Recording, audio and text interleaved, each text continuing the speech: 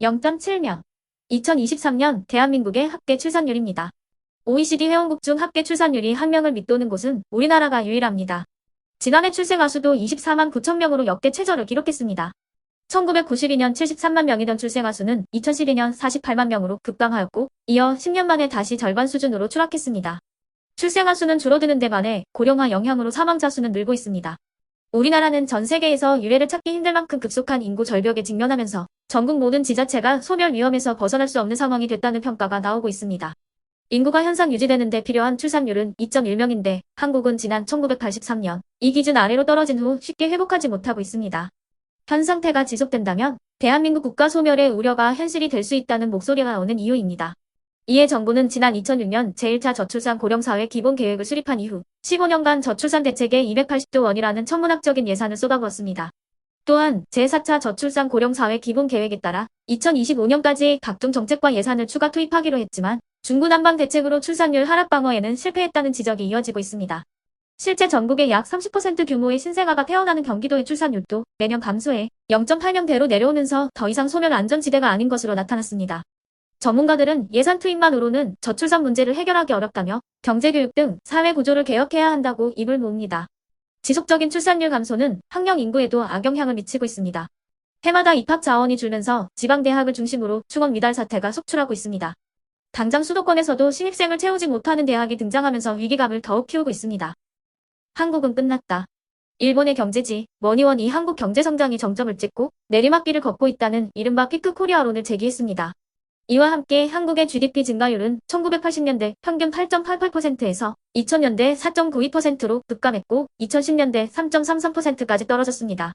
그리고 2020년대에는 1.9%까지 추락했다고 지적했습니다. 또한 한국의 저성장 원인에 대해서는 인구 절벽으로 인한 노동력 감소 때문이라고 분석했습니다. 아울러 저출산 고령화의 신화가 생산 연령 인구의 급감을 가져왔다고 진단했습니다.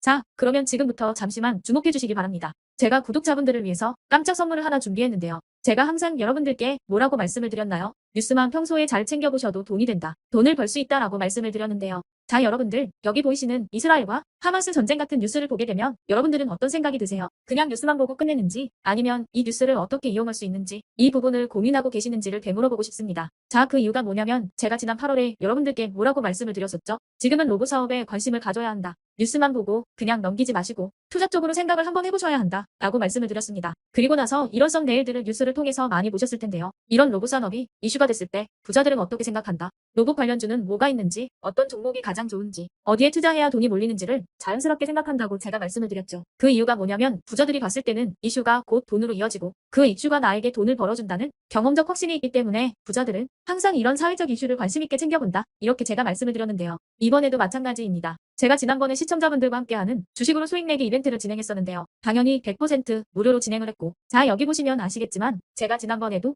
저한테 이슈라고 문자 남겨주신 모든 시청자분들께 이렇게 로봇 관련주 중에 가장 급등할 확률이 높은 딱 한 종목, 많은 종목도 아니라 유진로봇이라는 종목을 여러분들에게 추천드렸어요. 그러면서 여기 나와 있는 대로 정확히 얼마에 매수해야 하는지, 그리고 수익률이 어느 정도 나왔을 때 팔아야 하는지 이런 부분들까지 여러분들에게 정확히 알려드렸었는데, 자, 지금 실제로 어떻게 되었다? 오른쪽을 보시면 아시겠지만 제가 8월 초에 문자로 이 유진로봇을 소개해드리고 나서 실제로 한 달도 지나지 않아서 이렇게 주가가 2배 이상 급등이 나왔다. 그래서 당시에도 굉장히 많은 분들이 제가 드린 이 종목으로 수익을 내실 수가 있었을 텐데요. 다시 한번 축하드린다고 말씀을 드리겠고, 자, 이번에도 마찬가지입니다. 최근에 이슈되고 있는 게 이 하마스와 이스라엘 전쟁이기 때문에 우리가 어떻게 생각해 볼 수 있다. 전쟁이 계속되던 전쟁이 끝나던 일단 피해 상황이 막심하다는 겁니다. 따라서 전쟁으로 진행된 피해를 복구해야만 하겠죠. 때문에 이스라엘 재건이 반드시 이루어질 수밖에 없고 우리나라 기업 중 이스라엘과 관련이 있는 그리고 폐허가 된 도시를 복구할 능력이 되는 한 곳이 크게 부각받을 수밖에 없다. 당연히 이쪽으로 우리가 생각해야 한다는 겁니다. 2022년 러시아 우크라이나 전쟁 터졌을 당시에도 몇 개월 뒤 우크라이나 재건 관련주들이 일제히 급등했었던 적이 있었죠. 이번 이스라엘도 비슷하게 흘러갑니다.